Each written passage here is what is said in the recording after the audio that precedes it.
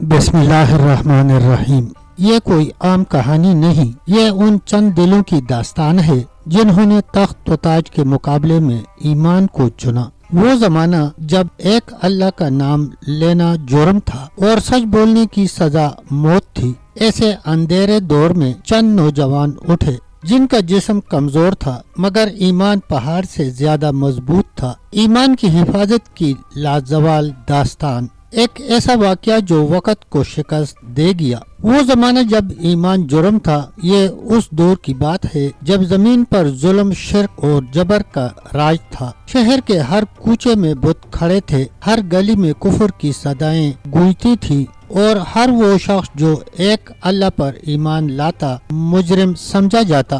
وہ شہر کا بادشاہ ایک ظالم، خود پرست اور متکبر حکمران تھا۔ وہ خود کو خدا کہلوانا پسند کرتا تھا۔ اس کا حکم آخری سمجھا جاتا، اس کی مرضی قانون تھی۔ جو اس کے معبودوں کو نہ مانتا یا ایک اللہ کا نام لیتا، وہ یا تو قید میں سڑتا یا تلوار کے نیچے آ جاتا۔ چند نوجوان مگر ایمان پہاڑ جیسا۔ اس شہر میں کچھ نوجوان تھے، نہ کوئی عالم نہ کوئی بادشاہ، صرف نرم دل، سچے مگر مضبوط ایمان والے۔ یہ وہ نوجوان تھے جن کے دل دنیا کی چمک سے خالی اور آخرت کی روشنی سے بھرے ہوئے تھے۔ وہ چند نوجوان تھے جو اپنے رب پر ایمان لائے اور ہم نے ان کے ایمان کو اور بڑھا دیا۔ یہ نوجوان راتوں کو چپکے اکٹھے ہوتے اور آسمان کی طرف دیکھ کر کہتے، یہ ستارے بھی گواہ ہیں کہ ہمارا رب ایک ہے۔ بادشاہ کا حکم موت ایک دن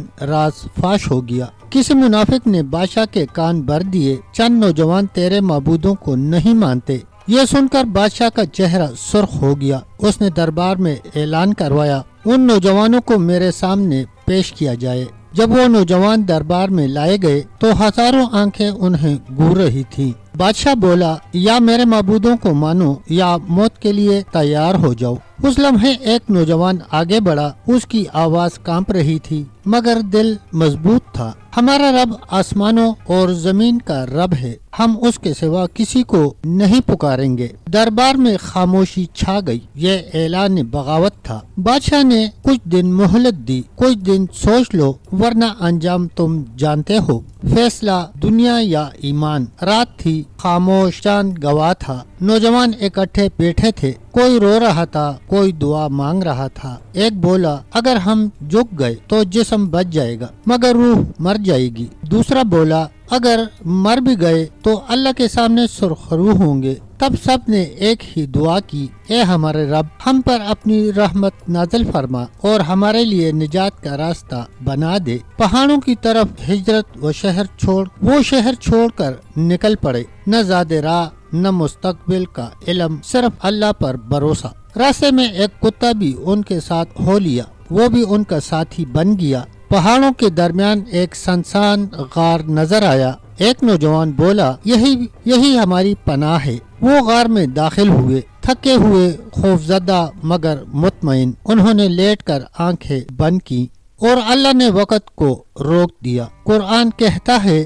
ہم نے ان کے کانوں پر پردہ ڈال دیا۔ کئی سالوں کے لیے، وہ ایک دن نہیں، ایک سال نہیں، بلکہ 309 سال سوئے رہے۔ سورج غار کے دہانے سے یوں گزرتا کہ ان پر براہ راست نہ پڑتا۔ جسم سلامت رہے، کتا دہانے پر پہرا دیتا رہا۔ ایک دن آنکھ کھلی، ایک نوجوان بولا، ہم کتنی دیر سوئے؟ دوسرا بولا، شاید ایک دن یا آدھا دن۔ بھوک لگی، ایک کو شہر بھیجا گیا کہ کھانا لے آئے۔ وہ شہر میں داخل ہوا تو حیران رہ گیا۔ نہ وہ بادشاہ، نہ وہ بت، نہ وہ ظلم، لوگ اللہ کا نام لے رہے تھے۔ جب اس نے پرانا سکہ دیا تو لوگ چونک گئے۔ بادشاہ تک بات جا پہنچی، علماء جمع ہوئے، سب غار کی طرف گئے۔ حق کا اعلان۔ جب لوگ غار کے پاس پہنچے تو اللہ نے انہیں دوبارہ سلا دیا، ہمیشہ کے لیے۔ یہ واقعہ اس بات کی دلیل بن گیا کہ قیامت حق ہے اور اللہ مردوں کو زندہ کرے گا۔ اصحاب کہف چلے گئے